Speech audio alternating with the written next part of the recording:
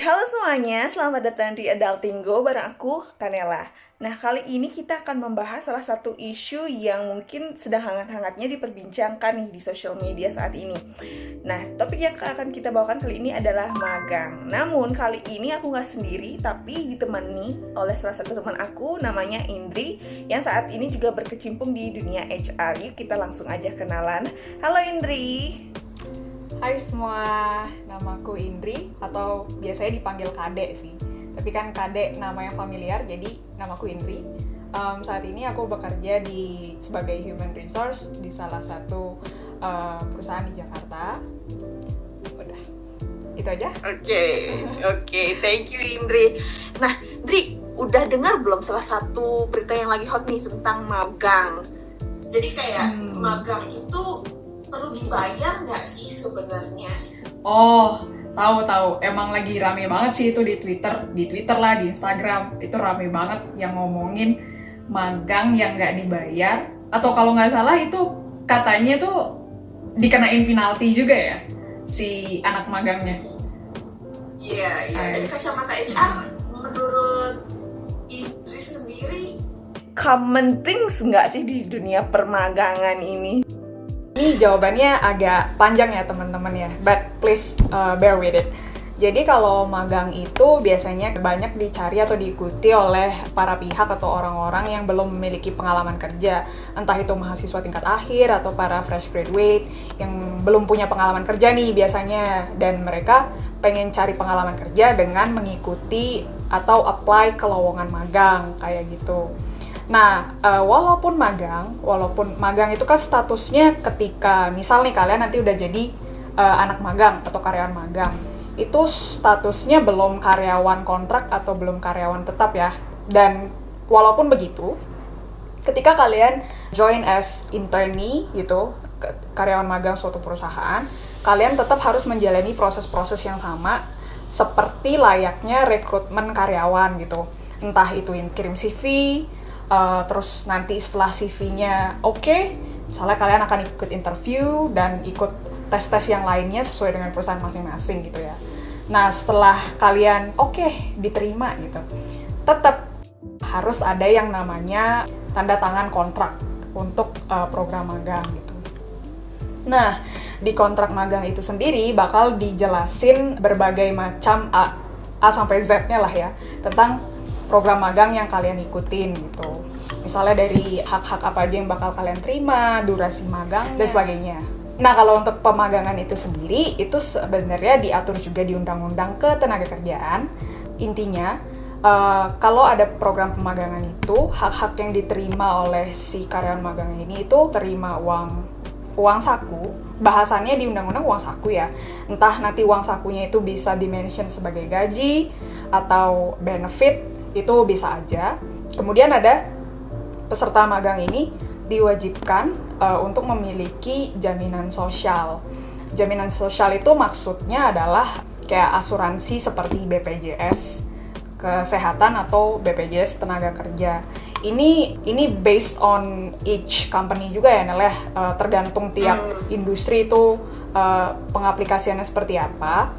Tapi setauku kalau industri yang sangat rawan tingkat kecelakaan kerjanya itu kayak manufaktur, biasanya mereka udah otomatis gitu, ini anak magangnya harus dikasih BPJS gitu kan.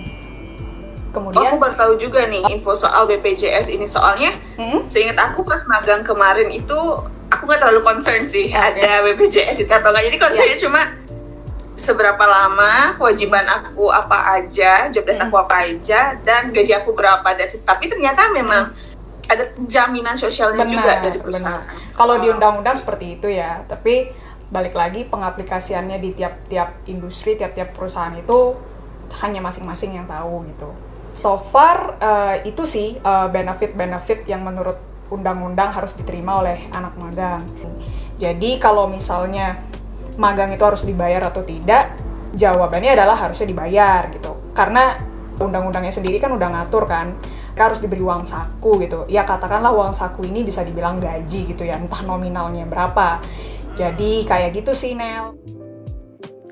Nah, kalau untuk minimum requirement-nya berapa? Kalau kayak UMR itu kan ada nih state di setiap kabupaten berapa. Kalau magang itu ada nggak sih?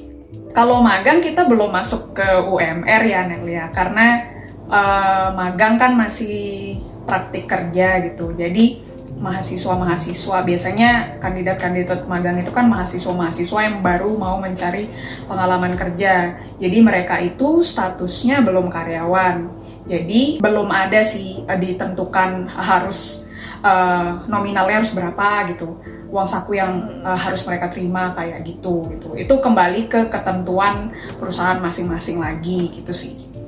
Oke, jadi intinya sebenarnya magang itu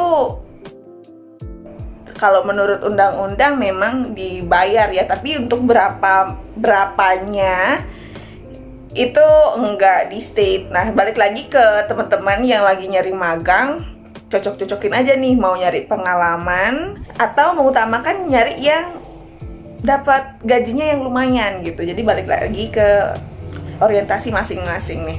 Nah, Dri, aku mau nanya juga dong, dulu sebelum memulai karir profesionalnya sempat magang juga nggak sih? Iya, sempat magang sebelum itu. Ingat banget waktu semester terakhir di perkuliahan, itu emang tinggal skripsi aja kan. Terus karena ada waktu luang, jadi kebetulan nyari-nyari magang juga gitu. Waktu itu magangnya di sebuah marketing agensi, dan kalau ditanya waktu itu dibayar atau tidak, dibayar. Tapi dibayarnya nggak seberapa waktu itu. Mereka sih bilangnya itu adalah benefit yang kamu dapat hanyalah uang saku di sini dan juga uang untuk makan siang gitu. Tapi menurut aku itu udah lumayan lah ya. Kita lagi cari pengalaman, terus dapat uang saku. Kalau nggak salah waktu itu 50.000 sehari. Mereka ngitungnya per datang ya. Mereka punya ketentuan hanya akan dibayar ketika kita datang ke kantor gitu. Jadi dapat itu uang saku dan juga uang makan siang gitu. Uang makan siangnya itu tidak langsung dalam bentuk uang, tapi mereka berinya waktu itu dalam bentuk voucher. Jadi uang makan siangnya nggak dalam bentuk uang gitu. So far itu aja sih. Dan menurutku waktu itu pengalamannya juga cukup membantu. Jadi itu guys, kalau kalian mau cari pengalaman kerja, make sure kalau bisa sih cari tempat yang bersedia untuk membayar walaupun nggak seberapa, dan pastikan juga tempat kerjanya itu akan memberikan ilmu yang kalian butuhkan nanti ketika kalian nanti mencari kerja, kayak gitu sih. Itu yang bisa aku sampaikan. Kalau Kanel gimana? Sebelum kerja ada pengalaman magang nggak? Tempat magang aku yang pertama itu salah satu anak dari grup. Di situ aku juga dibayar, tapi bayarannya itu berdasarkan target. Jadi nggak daily fix aku dapat, dan aku bisa kerja dari mana aja. Kebetulan aku saat itu ke kantor pun cuma seminggu sekali gitu. Dan untuk gajinya, alhamdulillah banyak nih kayaknya nih. Bukan banyak sih, lebih ke lumayan lah untuk anak magang gitulah. Ya di atas UMR sedikit lah gitu. Tapi untuk hitungan anak magang itu udah lumayan banget kan? Udah lumayan banget, iya betul. Udah lumayan banget.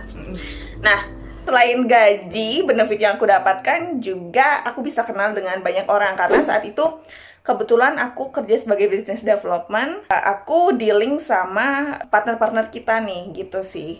Nah, itu tempat magang aku pertama. Aku di situ kerja selama 3 bulan. Ada sempat tawaran untuk melanjutkan, tapi saat itu aku mikir, aku yang jurusan finance kayaknya perlu explore lagi nih di dunia finance. Jadi aku pindah ke perbankan gitu.